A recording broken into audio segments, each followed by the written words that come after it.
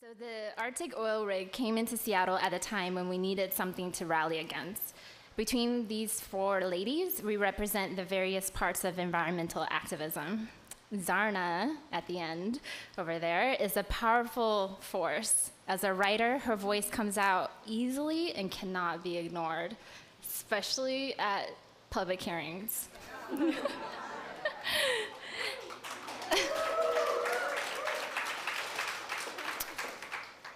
Afrin is new to activism. She recently was with her tech job and to join the environmental activism when Xiaono came. So she bravely stepped in when she did not know anyone in the movement, but knew that it was something she needed to do.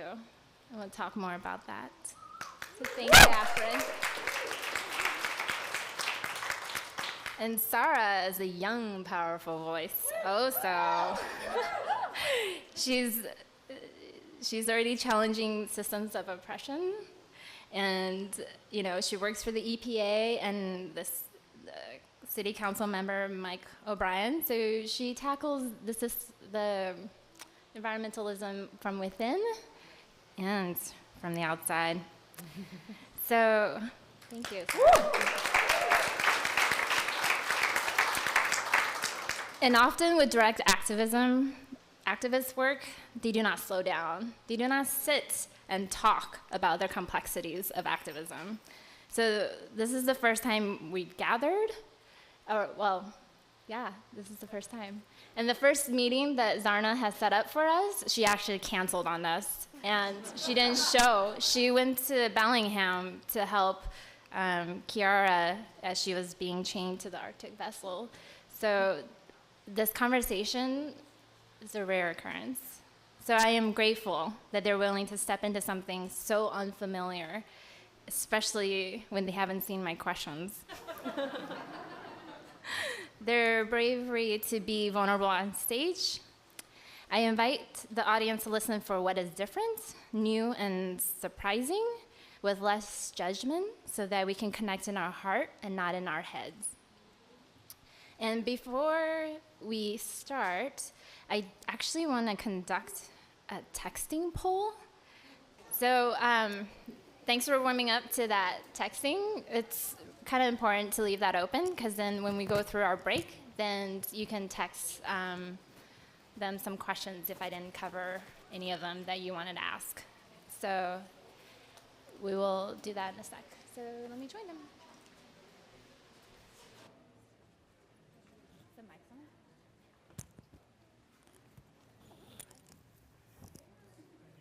Before we start the questions, we do want to say that we are beginning this event with respect to the Duwamish people, upon whose land we are standing, upon whose land we are sitting, upon whose land we are living, working, playing.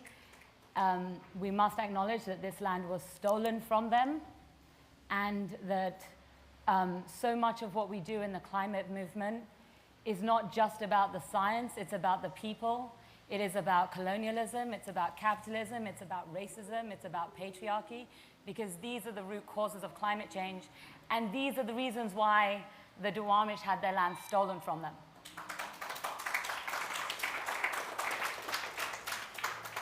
So, thank you very much. Go ahead, Yen. Okay, so before we can really start on the questions that I have for them, I think there's some elephant in the room that we have to name. So why did we name this event Woman of Color? I think it's really important to have a space for women and people of color in the environmental movement, because right now there, for the most part, really isn't. Despite the fact that women and people of color are the most impacted by climate change. They're the most likely to be around a coal-fired power plant and the direct environmental hazards. But a lot of times their voices are silenced. They're told they're not experts, they aren't invited to the table. And so we thought if we could create a space where the voices of the most marginalized are able to speak, that it would be powerful. Yeah. And also, I mean, following on from what Sarah is saying, is that, you know, in many ways, women of color feel as if there's no place for them here. You know, all they see is people who don't look like them. And so it makes sense in building this movement. If we're going to build this movement, that means everyone has to be here, and particularly those who are most impacted, their voices are the most important. And so that is one of the reasons why we called this Women of Color Speak Out, because we have to speak out, because we have to invite our sisters in. We have to be here together. Thank you. It's so, they're like applying. You guys are so cute. We can save the applause for later, guys, or else we're never going to get through all of these questions. No, I love the applause. Let them applaud. Just work on the snaps. Work on that, guys. Or the fingers. But then the web people won't hear it. Anyways, I like it. Okay, so Sarah reminded me that it's my privilege to assume that you all know what climate change is. So, what is climate change? You asking me? Yeah, you guys. So climate change is basically where humans have exploited the earth, have taken from the earth, have polluted the earth to such an extent that the climate of the earth is now being altered, that the climate is being warmed to a degree where it is making it very difficult for life itself to exist. Many species are going extinct. We are one of the species that is facing extinction. Scientists are calling it the 6th mass extinction. There's only been 5 in Earth's history. The last one killed the dinosaurs. And so when we talk about climate change, we are talking about climate justice. We are talking about our relationship to the earth. We are talking about our relationship to each other. And we're talking about looking around ourselves and thinking about what is really important. What are our true priorities? Is money our priority, or is life? Is food our priority, or is the stock market?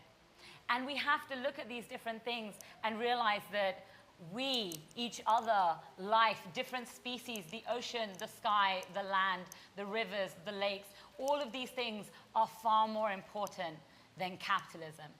And climate change has been caused by these very things.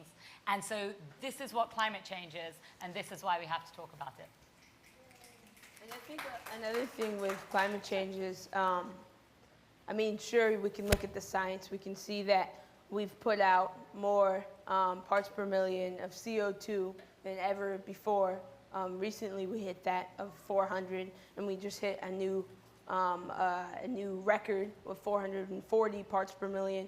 And sure, there's all that science, and there's the fact that, you know, we've taken all of the hydrocarbons and the fossil fuels from which are supposed to be, which are the dinosaurs, and they're supposed to be underground, and we've brought them above ground, and we've now put them in the atmosphere, and now we're starting to see the impacts from that. But when we look at who did that, and when we look at, you know, who benefited from that, that's why when I see climate change, I see it as an extension of colonization, because none of this would have happened if everybody stayed in their own countries and didn't steal from each other and their resources. And when you look at who did it, it was the colonizers. It was primarily white countries. If you look at the historically, who put out the most CO2, it's America, it's England, it's Germany, it's France. And the thing that they all have in common is that they're all majority white countries. They all have been colonizers. And when you look at who's most impacted, it's the opposite. It was the people who were colonized. It's the people who had those natural resources stolen out of their land. And so when we look at climate solutions, if we don't realize that this is an extension of colonization, unless we're changing our behavior toward people of color, toward those countries who are being most impacted, nothing will change. It'll be an extension. Even if we, you know, get a bunch of, we go all renewable, we put in our carbon tax, and we all have electric cars. Well, all of those use precious metals, and most of those precious metals are, again, in the countries that were formerly colonized, and that includes exploitive mining, and it includes, you know, the same, if we go about climate solutions with that same capitalistic colonial framework, we're going to end up with another problem. Maybe it won't be climate change. Maybe we'll poke another hole in the ozone. Regardless, the way that we're going about this, and it's only been, humans have only been on this planet for a blink of the time, and an even shorter amount of time have we been burning fossil fuels. But yet, in that short amount of time, we've had these vast changes, and we have to slow down, essentially. Thank you. So I was caught in a feedback loop for 7 years. Could you explain what you mean by feedback loop? Thank you. I think I was just caught in the mundane life, not knowing how to break free from it. And so the really sad example is I had finished my AA with 180 credits. And the only way that I was able to somehow break from that and finding my purpose was being exposed to a community, new communities and new friends. And so, Afrin, how did you know that it was the right choice to step away and to really jump into this movement like 3 months ago? I've worked at, tech companies about 8 years. And my first job straight out of college was at Google. And I remember finding myself at 24, 25, feeling really unhappy at what I was doing. And I had to stop and think about, oh, I have this job that supposedly is it's the best company in the world to work for. And I still felt like I wasn't doing something meaningful. I really felt unhappy being there. And so I had to stop and ask myself, what is it that makes me happy? Is it having this job? But I felt like I wasn't working to a vision of my own. I was a puppet in somebody else's vision. And even though Google spoiled me and in a way could have seduced me to stay for many years, circumstances brought me to this country. So then that was a big shift when, questioning the fact that I wasn't happy at that job. But that ended for me. And then coming here was again a shift, exposing myself to a new country, a new culture. And I was enamored by this way of life that people back home couldn't have. The fact that I could own so many pairs of shoes and dream about having a big house with a yard and a car, maybe 2 cars or multiple cars per household was something that my family couldn't imagine. And I felt like it was my duty to acquire that lifestyle because so many people back home couldn't have it. When I got divorced and some of those things were taken away from me, it once again was a moment of questioning, what is it that makes me happy? Once again, I found myself at a tech job, again feeling unhappy and knowing in my heart that this is not what I was meant to do.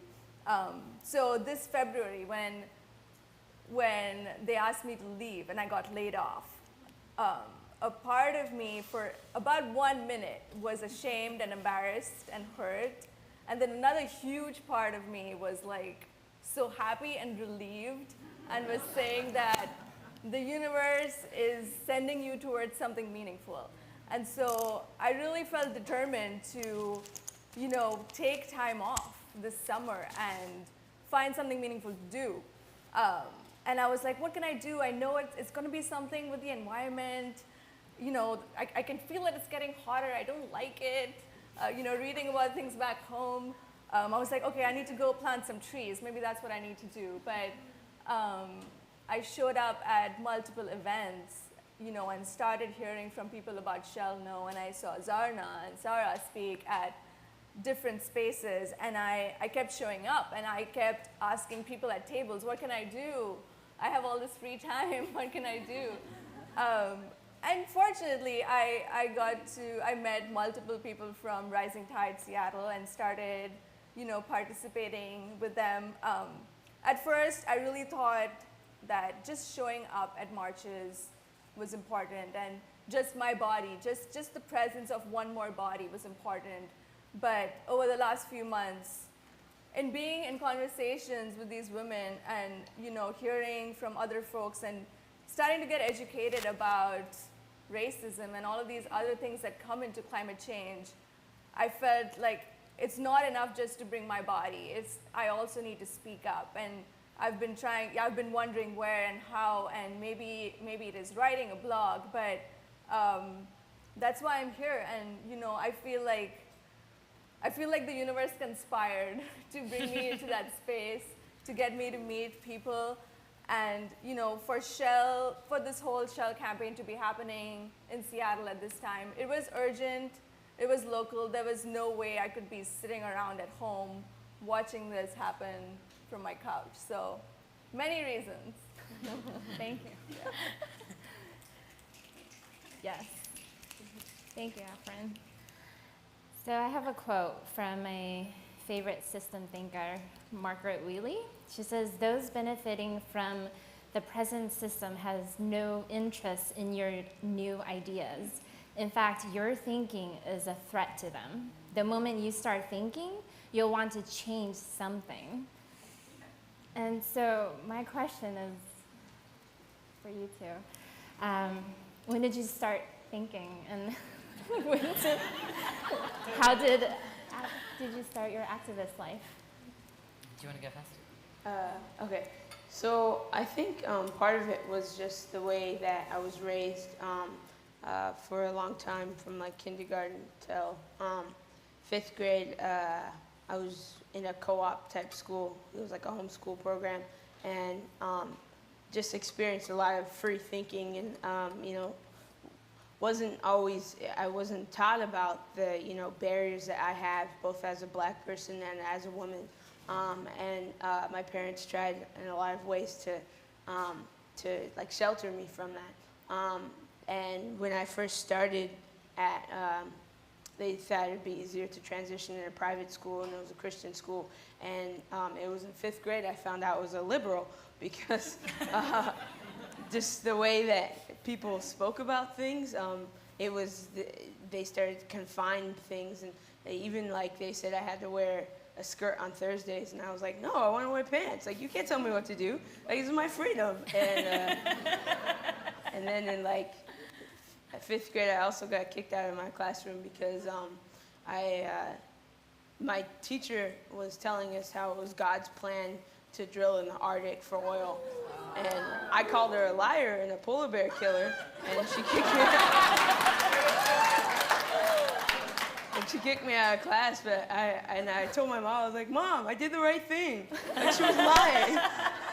And she supported me, and I continued to get in trouble in class for speaking my mind. But my parents continued to support me. And then I got into the more radical activism, I guess. My mom's in the union, and so I've been to labor protests, but I really kind of found my space in that during Occupy. And I had just started college, and we got involved in the student debt crisis. And we started fighting for the right to go to school for free, and a variety of things. But it also, I think, getting involved with activism during Occupy, it also gave me very much of an intersectional lens, and able to see how these different movements are all connected, because a lot of times some people want to be an activist for one thing, but it's the same systems of oppression that we're all fighting. So yeah. Yeah, I was born in the 80s in England during the Thatcher government, and I remember being in school and hearing from my own family members that, the Thatcher government, they were the ones who stopped giving out free milk in schools, which of course meant that poor children who, for many of which, that may have been the only nutrition they got all day, they stopped getting it. And I remember just being a child and thinking, this needs to stop. And, I was brought up in a very political household. My family and the history of my family is very political. And so, you know, I grew up watching my father watch Newsnight on BBC Two and being extremely bored by it. And then when I was like sometime around 14, 15, found out that I wasn't bored anymore. And I was listening and yelling at the TV. And when I, you know, and I went to a lot of protests. And when I became a college student, when I went to Cardiff University, I thought, yes, this is my chance, this is my time. I can get involved and I can be really active and, you know, and I can say stuff. And I did. And I got involved with People and Planet Society, which was very vocal in talking about the connection between the science and people. And I remember in, I believe it was 2000, during the Kyoto Protocol talks, the ones that George W. Bush's delegates walked out of, I was standing outside with a group of people from all over the world. There were people there from Nigeria, there were people there from Nicaragua, which had just had these massive floods. There were people there from India, there were people there from Europe, and we were talking about how the Netherlands itself is a country that is already below sea level.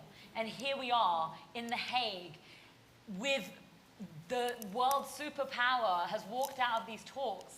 And these are the talks that are supposedly going to create some kind of system that's going to get us out of this hole that we've dug ourselves in. And I realized when they walked out and the talks collapsed that we can't wait for politicians to fix this. They're not going to. They're not going to. They have had decades upon decades. It was 1988 when NASA actually said that climate change is real. 1988, and in 2000, America's delegates walk out of the Kyoto Protocol talks. So I was 18 at that time, and it became very clear to me that we need to be talking about sustainable housing. We need to be talking about food justice. We need to be talking about clean energy. We need to be talking about not going to colonized countries and stealing the resources that are there, and in the process creating massive havoc and pain and destruction to so many people around the world. And so that kind of thinking has been in me for a long time. It just took a process.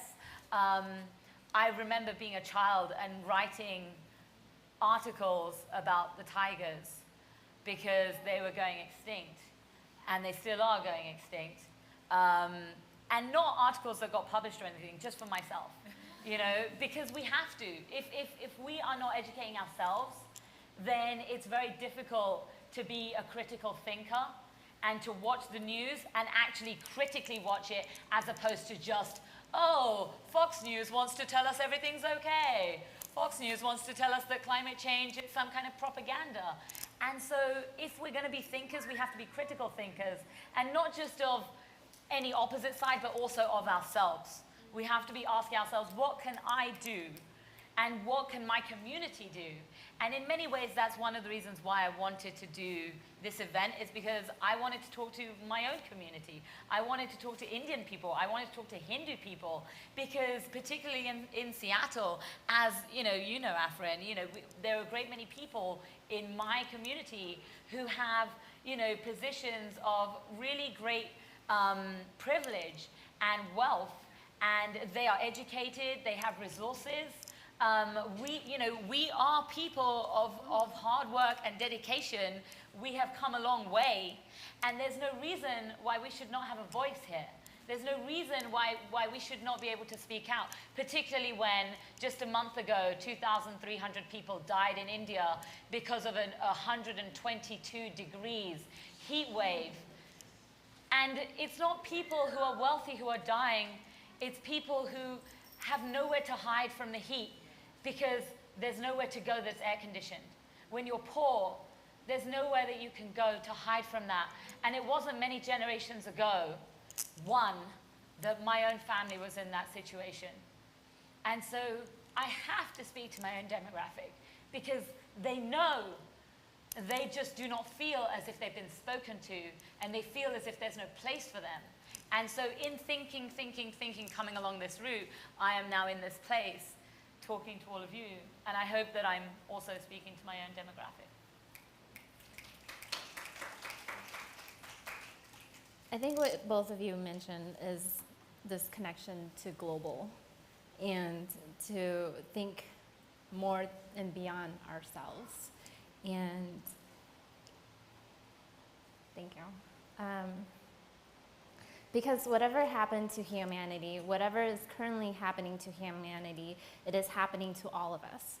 This is what Alice Walker had wrote in Overcoming Speechlessness.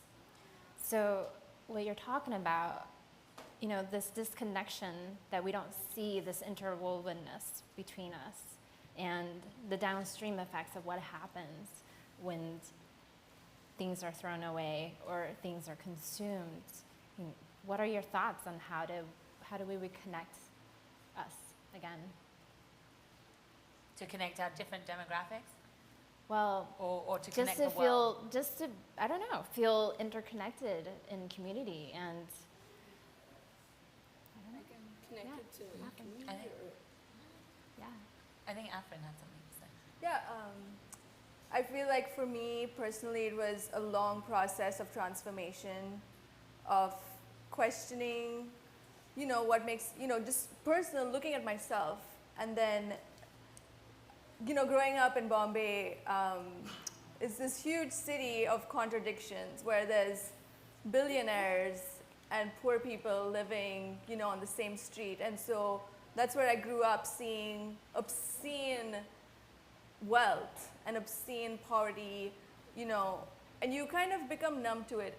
At some, you know, if that's where you grow up and that's what you see every day, it becomes, it is your reality. And it's hard for your heart to bleed every time you see someone suffering. At some point, you can't afford to burst into tears every time you see someone.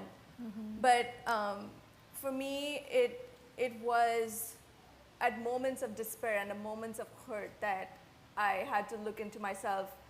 And often the answer was through my practice of yoga, the answer was that, you know, it's only in seeing that we're all the same and we're, you know, connected that I could feel happy and I could find meaning in my life. And so that's what it was. It was many, many years for many bubbles to burst. Many bubbles of privilege, many bubbles of, you know, maybe what my parents put over me to protect me from hurt, that I had to burst on my own to come to realize that out of this conditioning of being selfish and out of this conditioning to just look for my own self-preservation, I was causing hurt to other people, and that those bubbles needed to burst, and that conditioning needed to be broken, and that selfishness needed to be dropped. So that was for me with you know, fortunate or unfortunate series of questionings and hurt that those lessons came to me. But yeah. Do you want to go next one? So the question is, how do you stay connected to your community, or? Well, I think we're just so disconnected, I feel like. Uh-huh. Yeah, definitely. I think we're disconnected from humans in a lot of ways. Social media, we have more friends than we ever had before, but we don't have any actual friends. Like, who can you call? Like, when you want to cry on someone's shoulder, or when you need someone to help you move, like, who's actually there? And so that's, in a way, we're closer together but further apart. You know, we bring a bunch of people together, and like a lot of people, especially from my generation and younger, like, you'll have 5 people there texting, you know, next to each other. So in that way, I think we've disconnected.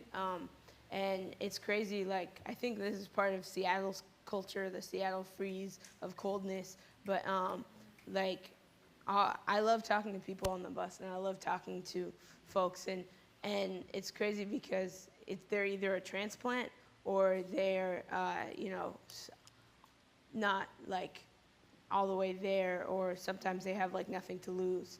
And the only people, you know, who talk to me are of those people, and it's just, it's sad, but I think the way I stay connected to my community specifically, I think part of it is this kind of dual identity, being that my mom is black and my dad's Ethiopian, and you know, as both like, you know, a second generation immigrant, as a black person in America, those realities are a lot different, and I think sometimes like I feel like, you know, the government in Ethiopia right now, it's really oppressive and they're not letting you speak out. And so I feel like I have to speak out about all of this injustice because I have that privilege as an American.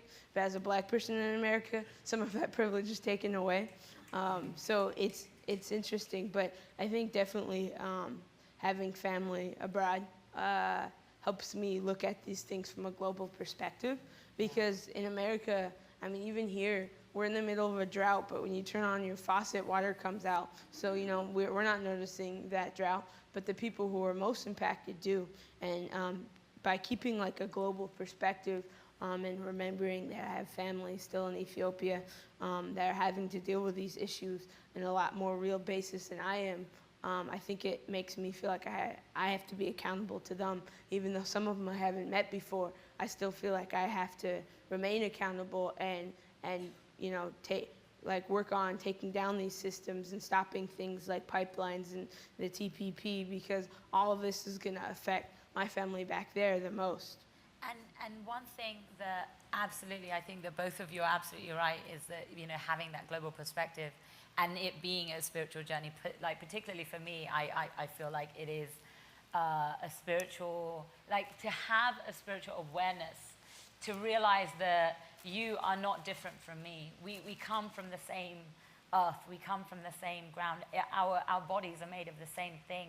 And one thing that I try to remember, and I think that it's important to talk to each other about, is the fact that you and I or anyone else feeling disconnected from each other is a symptom of the system. It is a symptom of a colonial system, a racist system, a patriarchal system, a capitalist system, a system that wants you to think about your shopping and doesn't want you to think about your community. You know, we used to grow food locally. We used to grow food locally and then eat it locally, eat it communally, come together as a society. People used to come together around the campfire or the hearth and actually tell stories, actually talk to each other, look at each other, play music, dance. These are all ways in which we can still do that. But instead, no. You have to go to a club. You have to pay to get in. You have to wear the right clothes. You have to listen to the music only other people want you to listen to, because that's what's cool, that's what's in, that's what's fashionable, that's the system.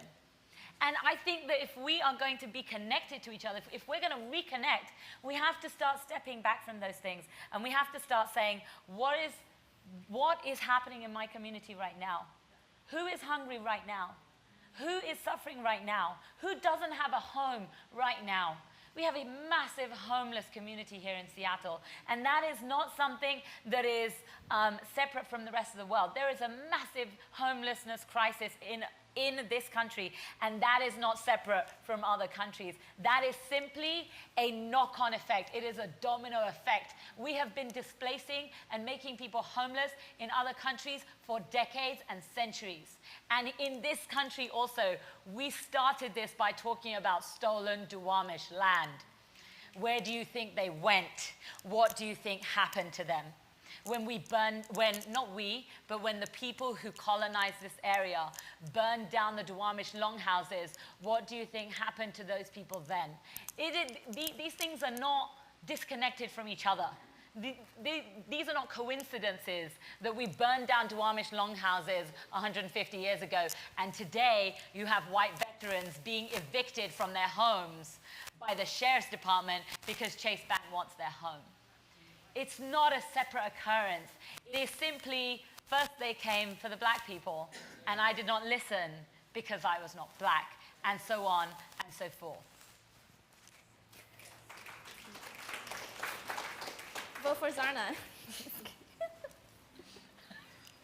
She doesn't want to campaign the political career, but we'll push her that way. Anyways. I do want to talk about race, given that it's a woman of color event. I've been to 2 Shall Know Action Council meetings, and they're our sponsor. I adore them, and they facilitate Chi activists and a lot of the movements. The word tokenism kept getting brought up. Can you explain what tokenism is, and how do we address it? I would start by saying tokenism is really not actually inviting the entire community, but inviting one person to speak for their entire community. And that happens a lot in the environmental community. I've played a good part in that, being the black token. At first I didn't realize it for a long time. I remember I just thought, everyone loved me, and that's why I was always in the front, and they'd always put me in their pictures. And I'd be like, well, you didn't ask to use my picture. Why am I on your front page? I don't even work with you. And so it just started, and I didn't understand it at first, but then when I realized what they were doing was trying to paint this picture of non-racist, because they didn't actually go out and do the work and try to work in those communities and do the outreach that's needed. Instead, they tried to, put, a person of color's face in the front, and show oh, look, we're not racist, or try to make it look like they're diverse.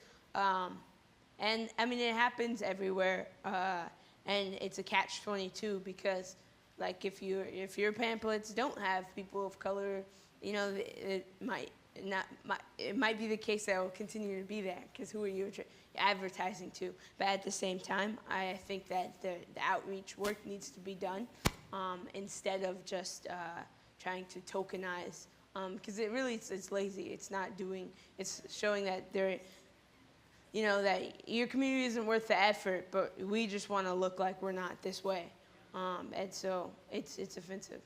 And it's also, there are certainly, I think, definitely, elements of that have been throughout the climate movement in the West, in certain ways. And I think there is also, just to be fair to everyone, it's also a matter of capacity. When you have, people who are working so hard, so long, with very few resources, and they're trying to do the work, 5 people trying to do the work of 100 people, and the same people. And because that outreach hasn't been done, more people aren't coming in, but it also means that outreach can't be done because more people aren't coming in to do it.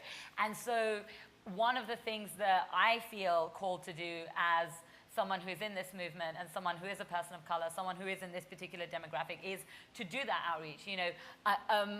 I know that in many ways, I have been a token, and at the same time, for me personally, it has been intentional, because I want to speak to my community. I want to be able to say, my brothers and sisters and everyone in between, please join this movement. We need you all here, because every single voice is important.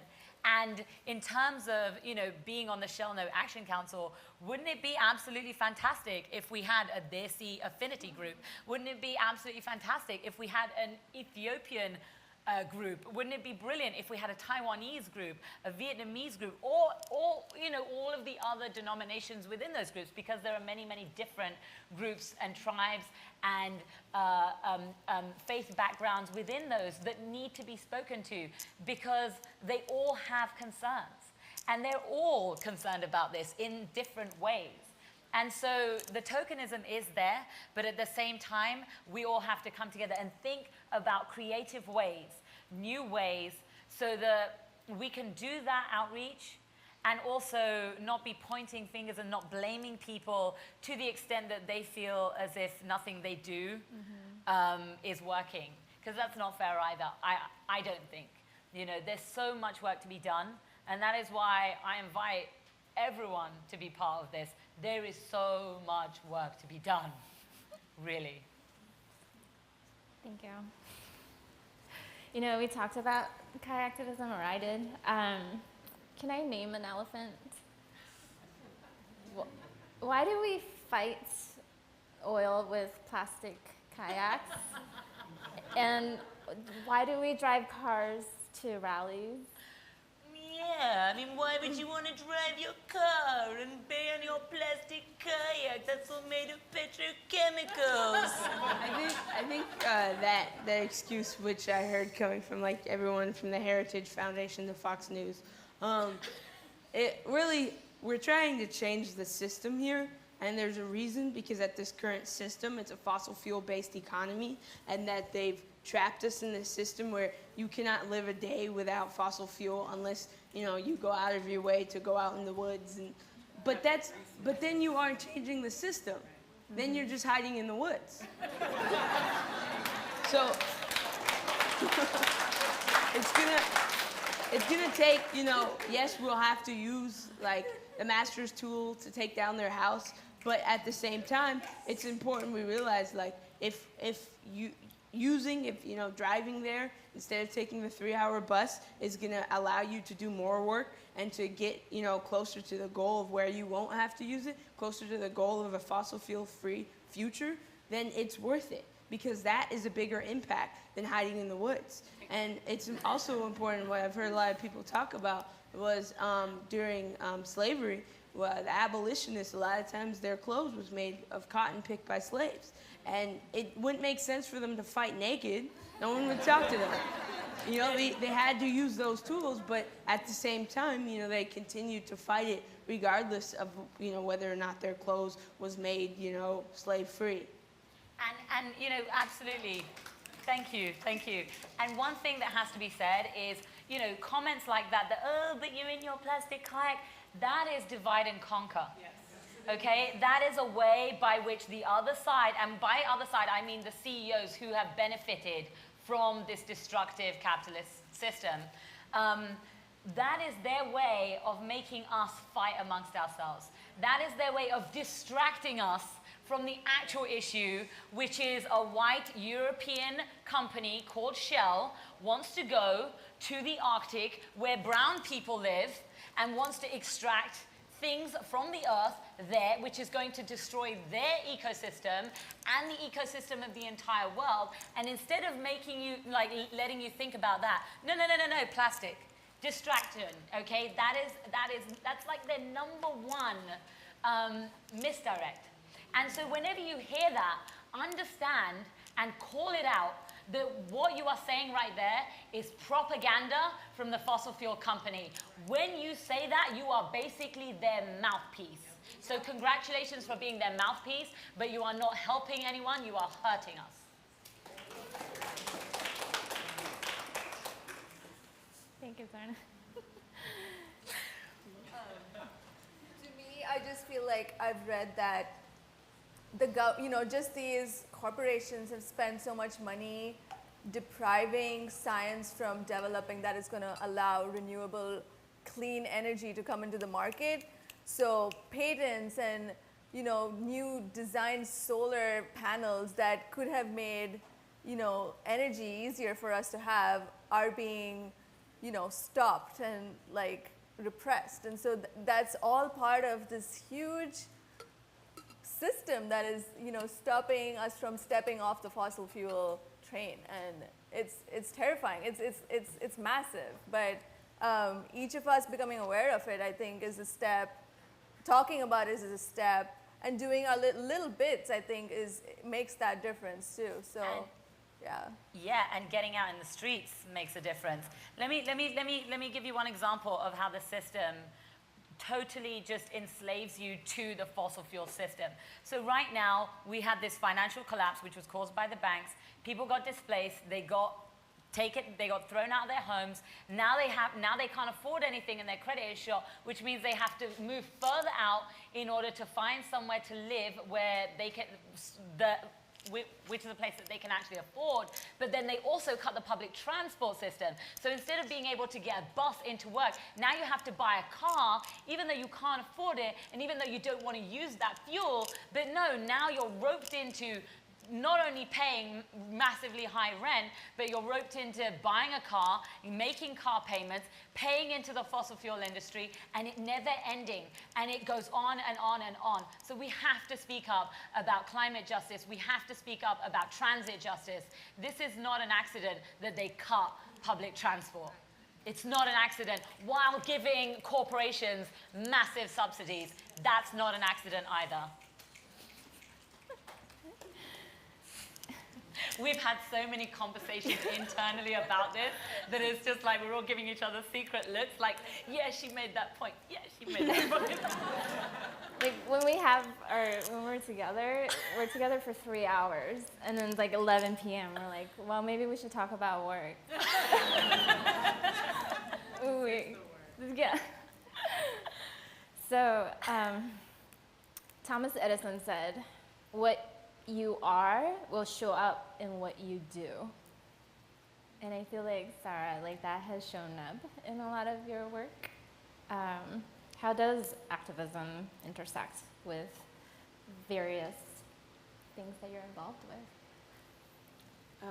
I would say, like, in a lot of ways, I'm forgetting her name, but the quote that says, being a black person a black woman in America, just to survivor's resistance. So in a lot of ways, I see, like, my position in city council, and the work that I do, I see it all as a kind of a form of resistance. But then also, like, there's a lot of things that I come involved with, and even as I was younger, there's things I didn't understand that I got involved with, and I didn't understand how I was falling to this system that was built to trap me, and and I did get trapped in some ways, and I did fall into those. For example, one of which at my school, when I first started public school, I wasn't really aware of a lot of the stereotypes attached to my kind. And so I was at a really white school, and the basketball coach was like, "You're just what we need for our team." And I didn't understand why. I never played in my life. And so I was like, "Yeah, I'll play." Like, he's so happy about me playing. I don't know why. I traveled, and I put the hoop in the wrong place and all of that. And I pissed him off. But then on top of that, like, the way the students there, they kept asking me to rap for them, and I didn't understand why either. And I did poetry, and I was really good at poetry, and poetry is pretty much rap. And so I did rap because, like, I got a lot of attention for it in 7th grade. That's pretty important. And so I did all these things, falling into these traps and not realizing it. And then I began to see it. But it wasn't until, like, years later when I looked back and saw, like, for example, I got suspended for having a rap battle, but the white boy who had invited me to do it didn't get suspended. And they said, "Oh, well, they didn't know about that before you came."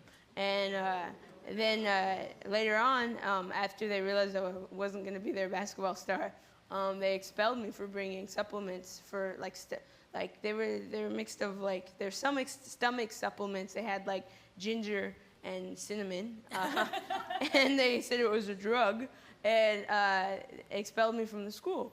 And it was my first year of public school, and and I didn't know about the prison to school pipeline. Like, I didn't realize that they expel black students at a higher rate, and that they criminalize us from the day that we walk in, starting from kindergarten, and that because I was out of that system and I had been sheltered from that. But it wasn't until, and it wasn't even while it was happening, I didn't realize that this was part of a larger system. But years later, now that I see that, it inspires me more to fight it, because I know myself I got trapped into it. Despite having coming from a good family and having support, and it still happened. So I can only imagine all the other kids who aren't fortunate enough to have two parents, or aren't fortunate enough to have parents who will come to bat for when they get thrown in the suspension for no reason. So yeah. Do you want to go, Afrin, or should I go? I grew up in an Indian Hindu family, and within the philosophy that I was taught, there is this law. It's called the law of karma. You might know it as karma. It's pronounced karma, and very precise. And the law of karma is that for every action, there is a reaction.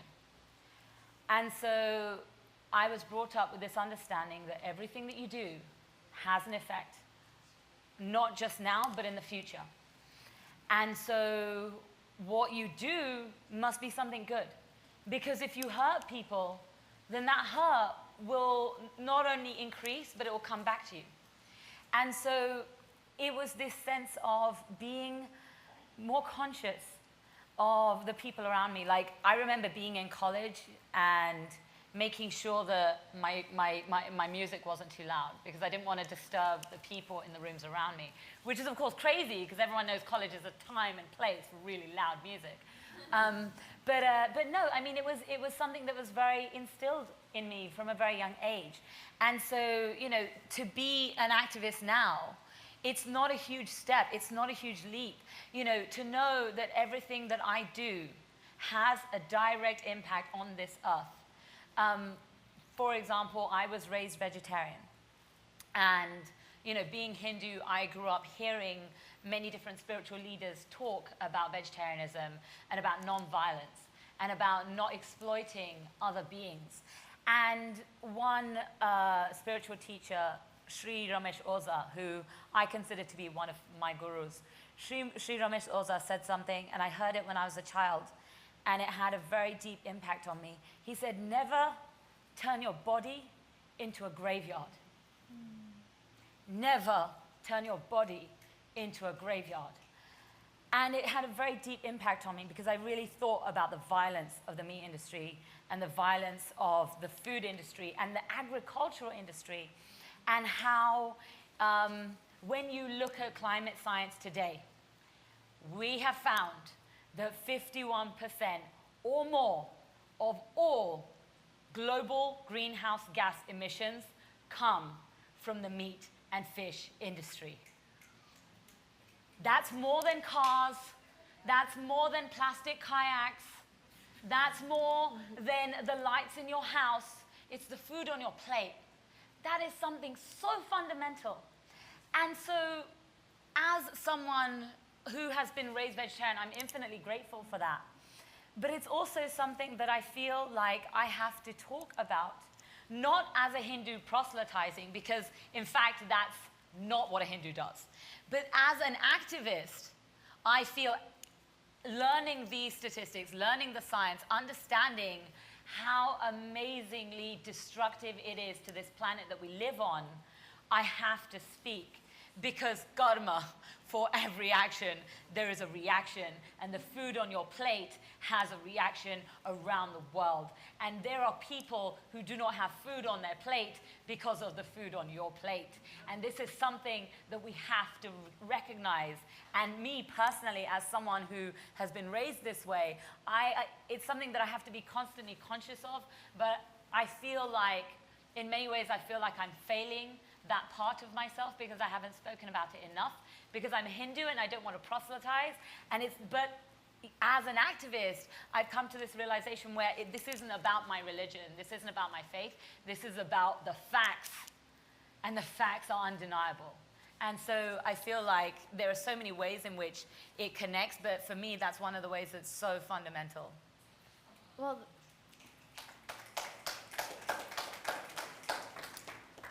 so I just want to say, like Zarna is like the extreme version of me. Like like I am the quiet, passive Asian, and she's like the loud, proud, and you know she's like vegan, and I'm not, and and so like I said, like we represent the spectrum of environmentalism. Like it's not, you know, you build up to that point maybe, I don't know, but you know, you have to kind of start somewhere. And I know Did you just say one day you might be Zana? It's a really high bar.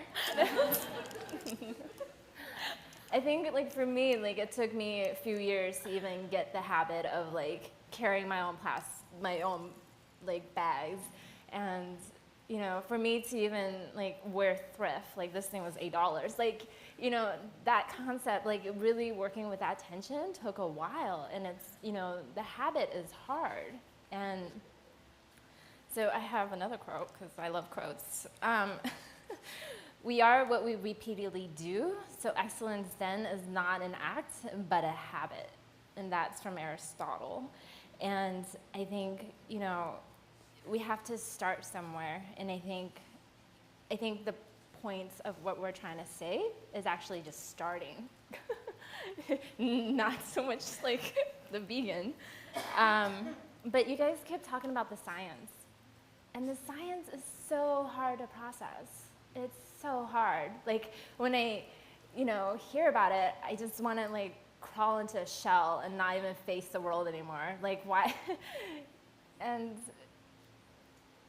you know, having that emotional capacity to process science, I think that is something that environmentalists needs to work on, that the movement itself, because I can't barely comprehend, you know, my rent and my student loans and, you know, life and the complexity of life. And how am I supposed to, on top of all of that, handle the science that's being thrown at me in Facebook and Twitter and every single media that I see?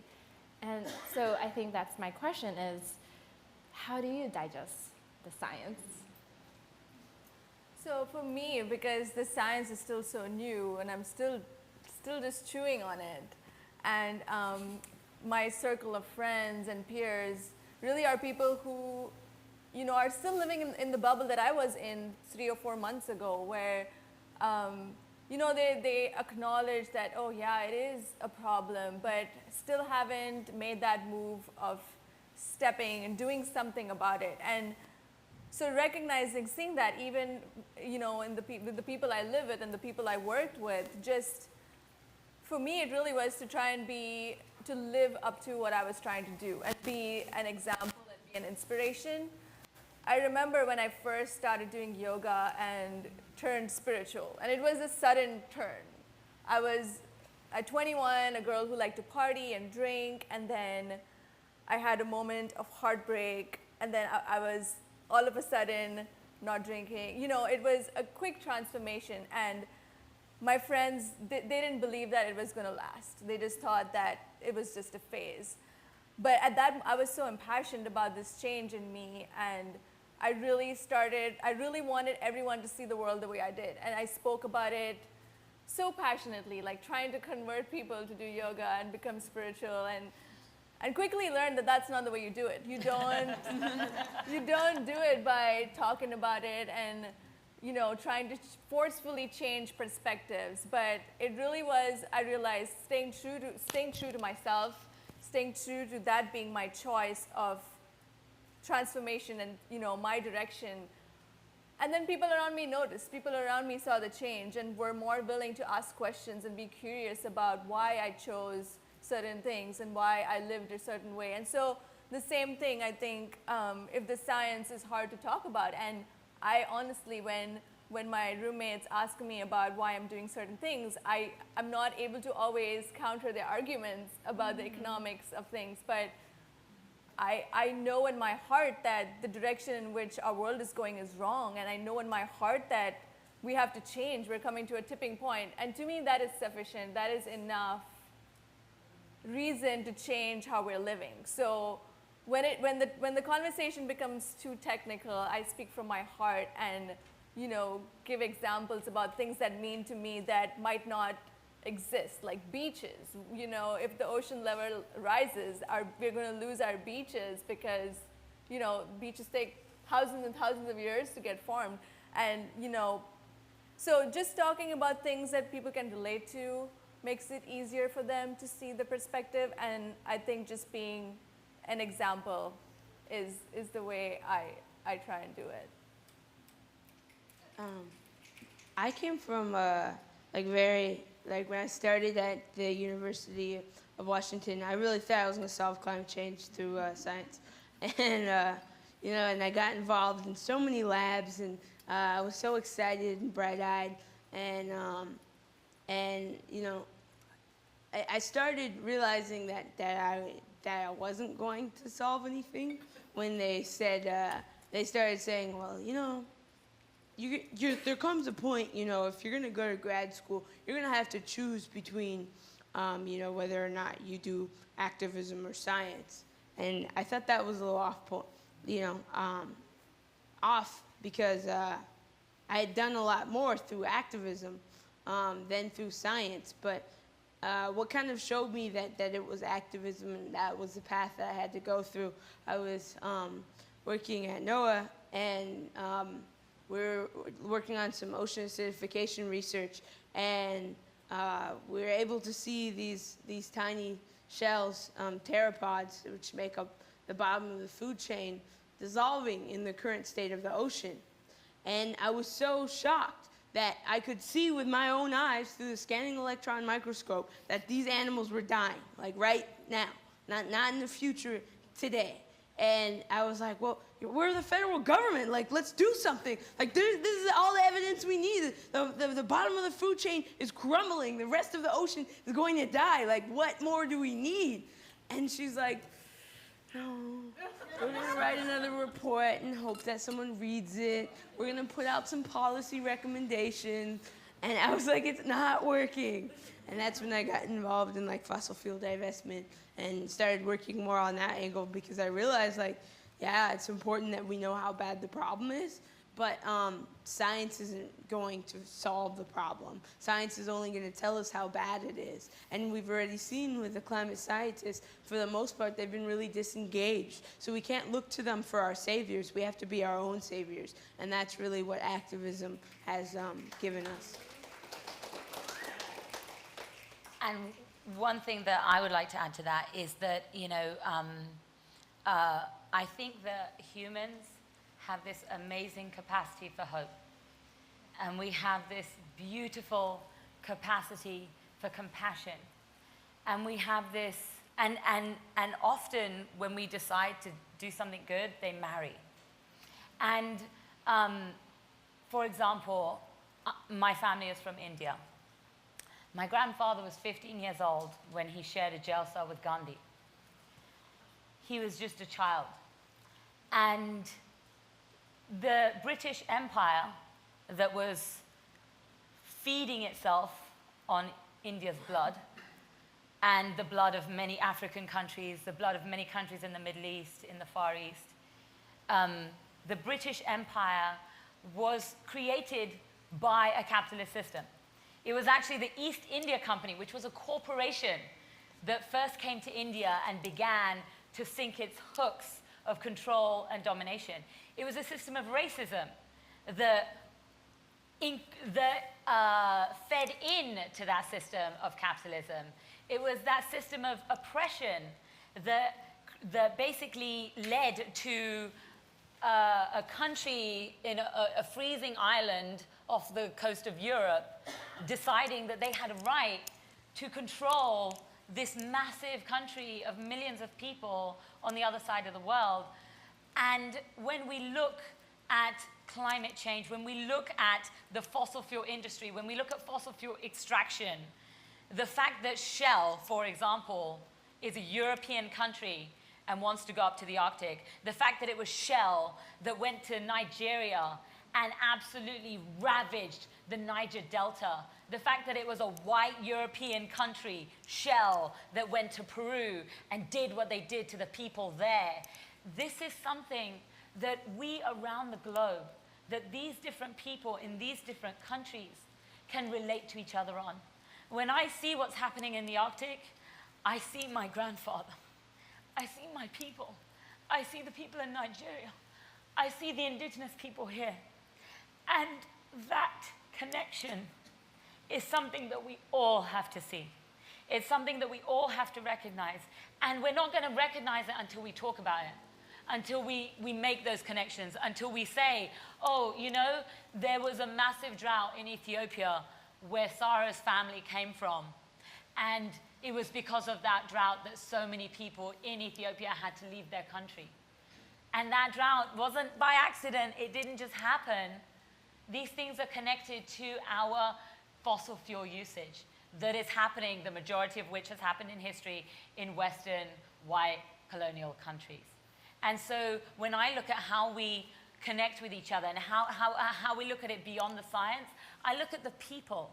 I look at the cultures, I look at the history, and I look at these conversations that we can have as families, as friends, and look at each other's cultures and see how in history we have resisted. We resisted the British Empire, and we kicked them out. We can do it again.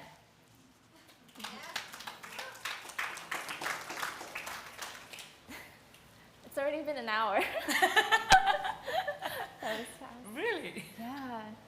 So now we're going to shift, and we're going to invite questions from the audience, and we're going to take a break. So one of the questions is, I had to do a handwritten one because I had to include the grannies in this conversation. I love them. They're the best. Thank you, grannies. I didn't mean to exclude you with the texting. But you guys are pretty savvy. Okay, so the climate movement is very white. Is there any way we, white people, are discouraging people of color from joining? And there's two other issues that were asked about white. White people do outreach work in the community, and we submitted invitations, but no luck, no responses. So those are the questions about whiteness. What are your thoughts on those? Obviously, engaging in race in America is a difficult topic. That being said, when I first started getting involved in the environmental movement, I thought that there was a certain amount of racism I would just have to take in order to work in this movement for a long time. A lot of it was just microaggressions. You speak so articulate. That's offensive. But you know, because a lot of it was a lot of people who were trying to compliment me with these things that you're like, English is my only language. Of course I speak English well, you know, and so there was a lot of those questions prodding, not knowing that you're being offensive, but you are being offensive, or having to explain, or having white people being like, how can we get more black people? What's wrong with them? Why aren't they joining us? And I'm like, it's these questions right here. And you know, having to speak for my entire community as if I was the spokesperson, all of that is just, it doesn't help. And then also, like, when communities of color stand up and say something, and then when they get challenged by predominantly white folks, you know, and told that, you know, they're not the experts, and that's also offensive. But I also think, like, you know, even like there's certain things that maybe it's not purposely, but it is condescending, and it just makes it very toxic environment to work in, and not inviting. But I think, yeah, I imagine it would be hard as, you know, a white person working, I mean, trying to outreach in these communities. But I think it starts with, you know, friendship, getting to know them as individuals, getting to know their struggles, you know, inviting them to coffee, making friends. And from there, you know, asking them to join in this work, and understanding, especially when you're talking about activism, and especially when you're talking about black people, you're asking them to do a lot more when you're asking them to go out on the streets and be confronted by police. You know, it's not the same risk that we go into when we're, you know, doing this work together and doing the same things together. So having that understanding is going to help, so that you don't ask them to do these things that are really sometimes can be uncomfortable. But I think really it starts with friendships, you know, and it's hard because even in Seattle, we have segregated public schools, we have segregated neighborhoods, so, you know, segregated friendship circles. So, like, if all of your friends are white, you know, that, and we have like about like 30 to 40% of people of color, you know, there's obviously that wasn't by chance. But it's not necessarily your fault because, you know, like I said, we're in a lot of ways, a lot of our activities, our communities are still segregated. One of the most segregated hours every week is during 11 o'clock on Sunday, church. So we still have these patterns of wanting to be around each other, around people that look like us. But when we want to engage and, you know, do these cross-racial work, it starts with friendships. Before you can ask them to come out and do these things for you, come out to these meetings, starts with friendships. But I have to cut you off because we have like 4 other questions, but maybe O will intertwine with us. So how does your identity as a woman sophistically inform or influence your role as an environmental activist? My role, as a woman, how does that inform? Well, for me, there are so many different ways. For example, you know, I myself do not have children, but I helped my sister raise her children.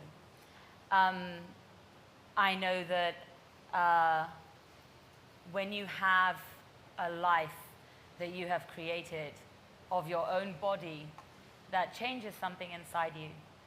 And fatherhood is powerful as well. I've spoken to many people who talk about that as well. But we all know, and particularly within my culture, within, you know, Indian culture, it always talks about how your mother is your first guru. Your mother is your first teacher. And so there's this idea of women and a woman's voice and a woman's wisdom, a woman's compassion, a woman's ability to reach out with love that is so necessary in this movement. A lot of the voices have been very clinical. They've been very scientific. They've been very robotic almost. Oh, well, parts per million and this data and that data. But there's been no human touch. There's been no maternal touch. There's been no sisterhood. And that is so necessary because, by the way, we're 50% of the population. And I think that also, coming from my own particular background where I see the earth as my mother. And so when I stand up and do something to defend her, I'm defending her as a child. I'm defending her as a child of earth. And that means that everyone here is my brother and sister. And so that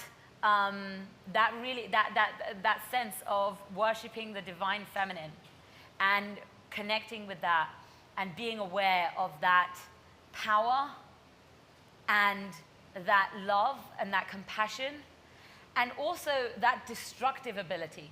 And when I talk about just, you know, destructive ability, I'm not talking about violence because that's not how we're going to solve this. I'm talking about dismantling this destructive system. That's what I'm talking about. We have to harness that power that women have where we will speak out, we will speak the truth, and through our voices, we're not going to allow this patriarchal system where we're going to go in and drill into the earth and take what we want, whether the earth wants it or not. We need to stop that. That is a patriarchal system, and that is a system that is hurting us. Clearly we see it is hurting us. I feel like you should add on to this, especially since we're a woman of color panel. Yeah, for me, it's been just my own journey of empowerment as a woman. I've felt awkward and shy my whole life, and maybe that has something to do with growing up in a culture where women are just sexually objectified constantly. It wasn't until I moved here that I felt that I noticed how bad it is, and that I realized that every time I stepped out of my house back home, I was layering on walls and walls to protect myself from being groped or harassed or just constantly verbally accosted by men. So coming here was, changed a perspective. And then since then, it's been thinking about what it means to be a woman. And a lot of things that Zarna says resonate with me because it's the same culture, the culture of recognizing the divine feminine. And I've been reading a lot about that personally, thinking about self-empowerment, thinking about creativity, thinking about playfulness and expression in ways that are not logical and intellectual, but come from a different space of heart and love and play. So, and that has kind of been what I've tried to bring into my world, into my work as an activist too, is remembering to have fun, remembering while we're working on really serious and grave issues, remembering to stay grounded and, share that love with other fellows, feeling that sisterhood and brotherhood. So, wearing a dress and skirt to me was something that I never did back home. I never wanted to feel feminine because it was something I didn't want to wear. But here I have the last few months, the last few years really embraced that, and I'm still in the process of growing into myself, and it's fun, and I'm enjoying it. I'm going to be 30 in less than a month, and I think I'm excited for that new chapter to open up for me. Yeah. I guess the last thing I would add to it is the data. There's some research that Sightline did that showed in Washington State that the base of the climate voters and the people who are worried about climate change is women. And when you think about that and really try to take that apart and find out why, I mean, they make some generalizing statements, and I don't like gender, binding and all of that, but I'm just going to do it. Women bring a lot of empathy, and they bring, a lot of emotion, and they bring a lot of feeling, and what climate change, and all that data and science, the people who are doing a lot of this work is a lot of people who are feeling the impact, who are feeling the catastrophe that will be brought on if we don't change our behavior. And I think that's a type of power that can be elevated and can be brought in, because I think that's what the climate movement is missing. Thank you. I think we have one last quick question, is what causes and organizations are you working with? Sorry? Causes and organizations are you involved with? Okay. So I'm in Rising Tide Seattle, which is a direct action group that confronts the root cause of the climate change. I am involved with Earthship Seattle, which is about radically sustainable housing. And it's about finding, there are 6 principles that go into that. One of them is clean energy, one of them is recycling and using natural materials to build, growing food, catching rainwater, treating your own sewage, and building and constructing in a way where we're using less energy because the building heats and cools itself. Ways like this, things like this are so important to talk about because rather than just talking about dismantling the system, we also have to talk about building the future. And so I'm part of Earthship Seattle. I am part of this collective right here that has just popped up. I've been part of Backbone campaign's work with the Activist movement, People and Planet. I'm not in them now, but I was in the past. I could go on, but I'll stop. I am with Rising Tide Seattle and this little collective too here that's growing. But I also feel like for me, the first few times when I stepped out and I was going by myself and didn't know who I was going to be marching with, and it was awkward the first couple of times. But I think as I made eye contact and made little conversation and saw the same faces over and over again, I feel like every time I go out, and whether it is with Rising Tide or not, I feel like I feel safe when I'm out. I feel loved. I feel like there's solidarity wherever I go, whatever march.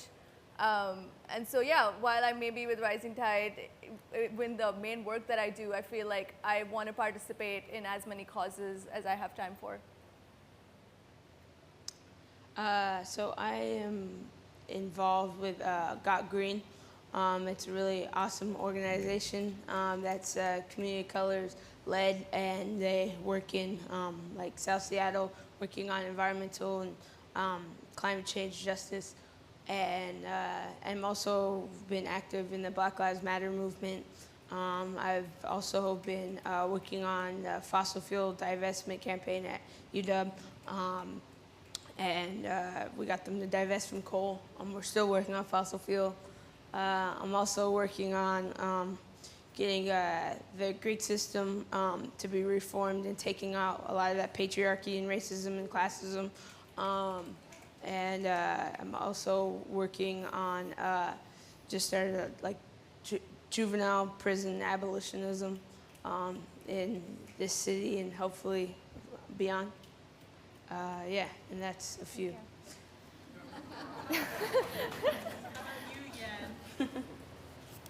Don't have time for that. So I realized we skipped our sponsors. So do you want to speak for Snack and Backbone real quick, because we're already over time? Yeah, sure. So our two lead sponsors who made this possible was the Shell No Action Council and Backbone. The Shell No Action Council was created very, very recently when it came to light that the Port of Seattle had made this secret deal with Shell through Foss Maritime, that is a local company. When it became public that this is what the Port of Seattle had done, and that they were basically allowing Shell to bring their Arctic drilling rig and their fleet into our waters, and to make Seattle party to Arctic drilling, which is a crime against the planet, there were many, many people within Seattle who immediately rose up, many different groups, one of them being Backbone, another being Rising Tide Seattle, another being Greenpeace also came to Seattle, the Raging Grannies, People and Planet. There were so many different groups who were saying, we have to do something. And so we came together and we created a very horizontal structure where no one was in charge of anyone else. We were all able to make our own decisions about what we wanted to be part of, but we were all helping each other and supporting each other. And there are hiccups, as there always are, but Shell No Action Council, because of the work that we have done, Shell No Action Councils are now popping up all over the West Coast, and indeed around the world. There were 30 protests against Shell in Germany. There have been protests in Denmark. They are training kayaktivists in Denmark. There have been actions in London. There are actions happening around the world. So that is the Shell No Action Council. Backbone. The Backbone campaign is this amazing space where what they do is they create a space whereby other groups and other people can find their voice. And they talk about many different issues, whether it's climate justice, whether it's social justice, whether it's housing justice. When I first moved to Seattle 2 years ago, I actually came into contact with Backbone through housing justice, which is what I was working on at the time. And so what Backbone Campaign does is it is in many ways a backbone. It's there to kind of provide a space, and they are actually having an action camp this August. So just in a couple of weeks, it's August 11th to August 17th on Vashon Island. We are going to be there for one evening where we are going to be doing a panel. I'm going to be there the whole week. And so we would really, love to see you all there.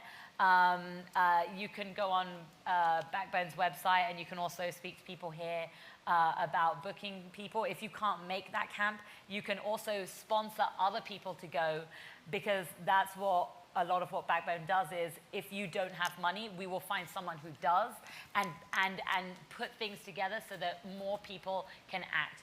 And so those are two lead sponsors. We really want to thank them. And the Shell No Action Council, they're having another meeting I believe it's August 10th. Double check with Rising Tide over Yeah, there. so it's the 10th. Okay. August 10th at 6:30, and it's going to be at the Hillman Collaboratory. So it's not dead, it's not over. Shell's still coming back, and there's still more work to do. And we'd like to invite you all, and you and your friends. Okay, so as you know, on behalf of the Cascadia Climate Collaborative, we're really grateful that you step into this unknown and, you know, explore this with us. And, you know, the whole audience came and was present here for it. So we have gift baskets for you with sponsors from Yes Magazine, some chocolates, and Central Co-op. So they helped, and so just as a thank you. I'm going to leave you with a quote, and then I will invite you to enjoy some food and some, how do you say it? Jai? Jai. Jai. It's not chai, it's jai. No, chai. Chai. It is chai. chai. She was like correcting me like the whole time. Okay. Oh, wait. Are we out of chai? I didn't get any. I was trying to get some, but I think we're out of time. Well, there might be more. Okay. We might have more. We'll take care of that. So Zarna works really hard to get on food, so we want to make sure it's get eaten and enjoyed. So yes, please eat some food. So Miles Horton is one of my person that I adore. He created the Highline Center in Tennessee, and he's an educator, a white educator in the South. And I don't think he gets enough credit because he created a space for Rosa Parks, Martin Luther King, for the civil rights movement, for the workers' union. And I think it all starts with conversation. It all starts with recognizing our power and recognizing our capacity to do something. And so his quote is, "History tells us that the minorities' decisions have become the majority decisions, and that any society which doesn't allow for this to happen is going to die." And he said that a while ago, and I think it's still true. So thank you tonight for joining us.